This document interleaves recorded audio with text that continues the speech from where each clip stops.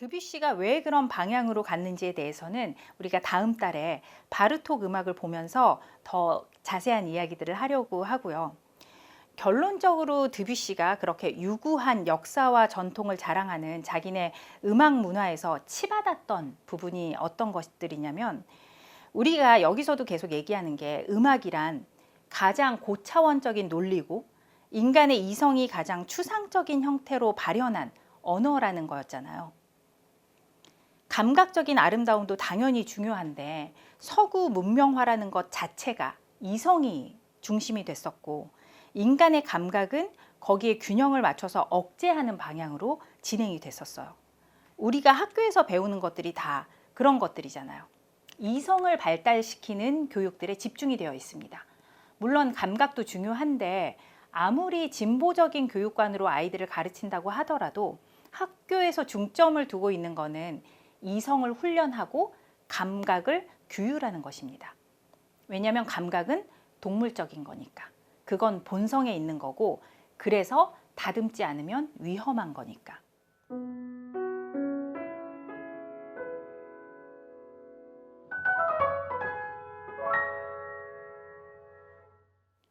무엇보다도 감각이나 감정 이런 거는 신뢰를 할 수가 없어요. 때에 따라서, 상황에 따라서, 기분에 따라서 달라지는 게 감각이고 감정이니까. 연예인들이 메이크업을 안 하는 경우는 있어도 조명 없이 사진을 찍는 경우는 없습니다. 연예인뿐만 아니라 요즘 다 그렇죠. 셀카 찍으려면 제일 중요한 게 예쁜 조명이에요. 그럴 수밖에 없는 게 조명에 따라서 사람이 완전히 달라 보이기 때문이죠. 이 중에서 진짜 준수 얼굴은 어느 쪽이에요?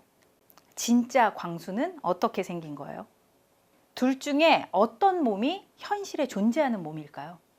조명에 따라서 이렇게 다르게 보여지는데 이 중에 진짜 내 얼굴이 어떤 거라고 말할 수 있는 거죠? 과일을 놓고 정물화를 그리는데 내가 본 색이 진짜 그게 맞을까요?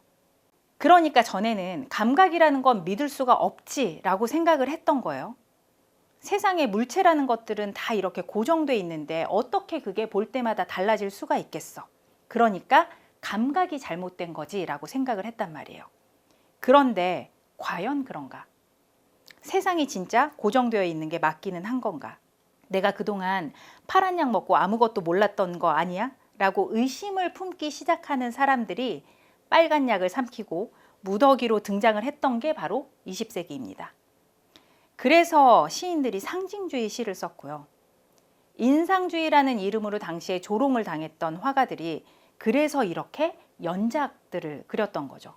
이게 착각이나 환상이 아니라 이게 팩트야 라는 거예요.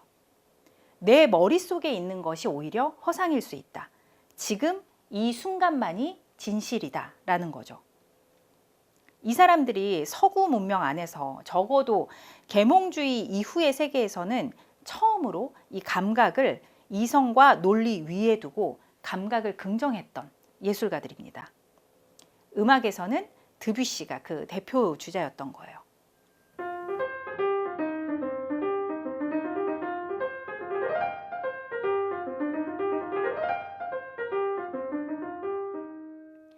드뷔시가 어떤 방식으로 감각적인 것을 표현을 했을까?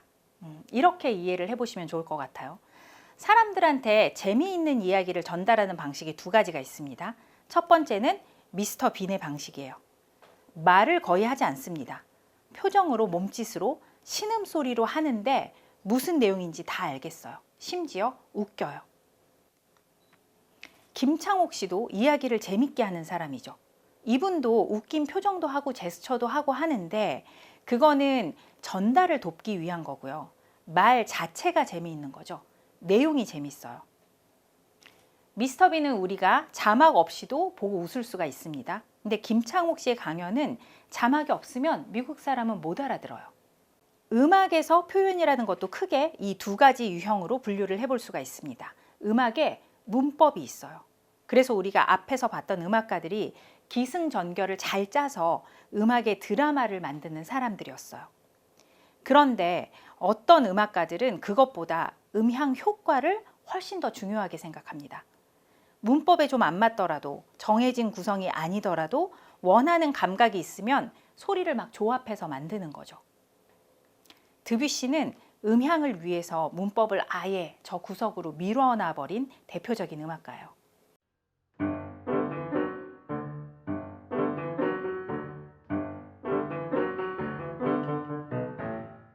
오늘 들으실 드뷔시의 작품들이 이미지들입니다. 우리말로는 영상이라고 보통 번역이 되는데요. 그 영상이라는 단어가 시적인 느낌을 줘서 나쁘지는 않은 것 같기는 해요. 근데 이미지라는 말을 우리가 워낙에 일상 용어로 많이 사용을 하니까 오히려 이미지라고 하는 게 더 쉽게 이해가 될 것 같습니다. 드뷔시가 이미지들이라는 제목으로 2세트의 작품집을 냈는데요. 오늘은 그 중에서 2권, 잎새를 스치는 종소리, 허물어져 가는 사원에 걸린 달, 황금 물고기, 이렇게 3곡을 들어보려고 합니다. 오늘 이 음악을 들어보시면 가장 많이 느껴지는 감각 중에 하나가 붕 떠 있는 느낌입니다. 부유하는 느낌. 발을 땅에 붙이지 않고 있다는 거니까 설레기도 하고 불안하기도 하고 한편으로는 꿈 같기도 한 거죠. 드뷔시가 그런 느낌을 어떻게 만들어내느냐. 잎새를 스치는 종소리 음악 시작 부분을 보시면 3개의 라인이 나옵니다. 첫 번째는 뚝뚝 부드럽게 떨어지는 소리인데요. 이게 계속해서 반복이 되거든요. 스케일의 한 부분을 사용한 건데 이 스케일의 특징이 온음으로만 되어 있어요.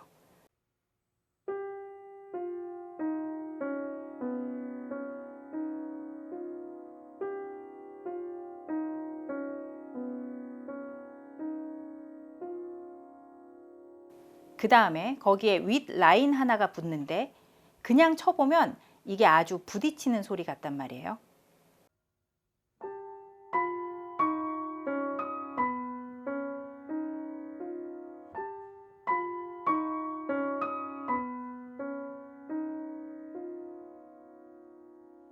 거기다가 이 사이를 또 온음으로만 된 라인이 채우고 있습니다. 윗 라인하고는 반대 방향으로 가죠.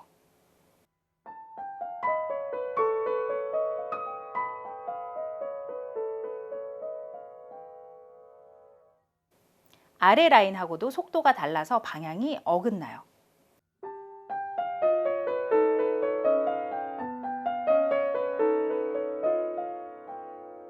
그래서 서로 막 부딪히는 소리가 엉켜 있는 것 같거든요. 근데 막상 들어보면 모든 소리들이 서로 너무 부드럽게 잘 섞입니다.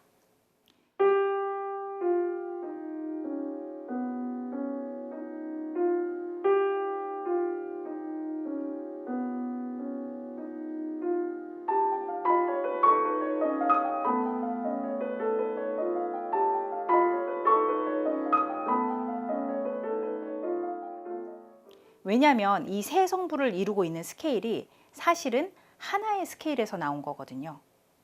어느 한 음에서 시작해서 온음 간격으로만 올라가다 보면 계속해서 이어지고 만나는 음들이에요. 장조나 단조 같은 조성의 스케일은 시작과 끝이 분명한 스케일입니다. 그런데 이 온음 음계는 어디서 시작했는지도 모르고 어디서 끝이 나는지도 알 수 없는 스케일입니다. 그래서 붕 뜨는 느낌이 나는 거예요. 두 번째, 허물어진 절에 걸린 달. 제목도 너무 근사하죠. 여기 앞부분에 나오는 소리가 드뷔시 음악에서 또 아주 자주 나오는 음향입니다. 만약에 작곡과 학생이 과제로 이런 걸 써냈다 하면 완전 빵점짜리예요. 우리가 화성학에서 얘기하는 그 화음 간의 관계와 순서 있잖아요. 그거를 철저히 무시한 거거든요.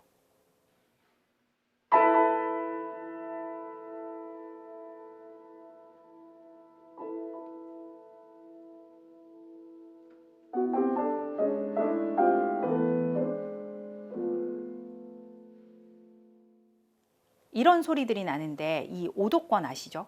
화음이 진행을 하려면 거쳐가는 순서가 있어야 된다고 했잖아요. 근데 그 순서를 완전히 무시하고 그냥 쭉 늘어놓은 겁니다. 그러니까 이것도 역시 어디서 시작해서 어디로 가는가를 전혀 알 수 없는 소리다. 그리고 또 한 가지, 화음이라는 게 안정이 되려면 이 5도 사이에 3도가 들어가야지 성격이 결정이 됩니다. 장화음이거나 단화음이거나. 그런데 그거를 없애버린 거예요. 그럼 어떤 느낌이냐면 마치 표정이 없는 것 같습니다. 무슨 감정이 들어야 하는지를 모르겠는 거죠. 이게 만약에 순수하게 오도로만 나왔다면 좀 영적인 느낌이라도 들 텐데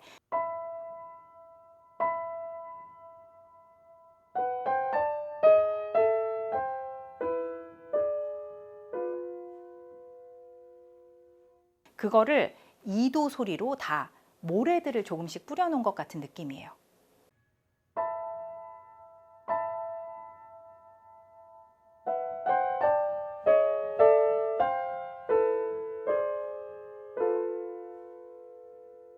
감정이 사라지고 감각만 남은 세계입니다. 드뷔시가 음악을 가지고 이런 표현들을 하는 게 가능했었던 게 당시에 같이 그런 새로운 예술에 대한 고민들을 했었던 상징주의 시인들의 영향이 컸거든요. 예를 들면 지금 보시는 말라르메의 시처럼 언어야말로 의미가 가득하잖아요. 언어를 사용하면서 의미를 다 비워내버리고 감각만 남게 하기 위해서 시인이 시를 이렇게 편집을 해서 출판을 해요. 이거를 사실상 불어로 말하고 들어야 되는데 제가 불어를 전혀 못해서 저는 아마 죽을 때까지 상징주의 시인들의 시는 이해를 못하고 죽을 것 같아요. 그런데 비슷한 감각을 찾아보자면 이런 거이지 않을까 싶습니다. 우리나라 시인 중에 오규원 시인이라고 이런 시를 쓰거든요.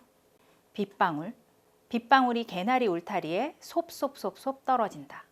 빗방울이 어린 모과나무 가지에 롬롬롬롬 떨어진다. 빗방울이 잔디밭에 홉홉홉홉 떨어진다. 빗방울이 현관 앞 강아지 머리에 돕돕돕돕 떨어진다. 이런 시는 또 어떠신가요? 봄과 나비.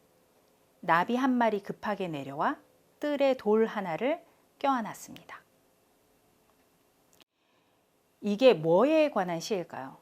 이 시를 읽으면 어떤 생각이 드시나요? 이게 뭐야? 이것도 시야? 라는 생각이 혹시 드실까요? 우리가 일반적으로 사용하는 언어는 의미를 전달하는 기능이 가장 큽니다. 이 빗방울이라는 시도 결국은 비가 온다는 얘기잖아요. 의미, 정보로만 따지자면 이 시에 들어있는 의미는 그게 다예요. 오규원의 시를 읽고 이게 뭐가 시야?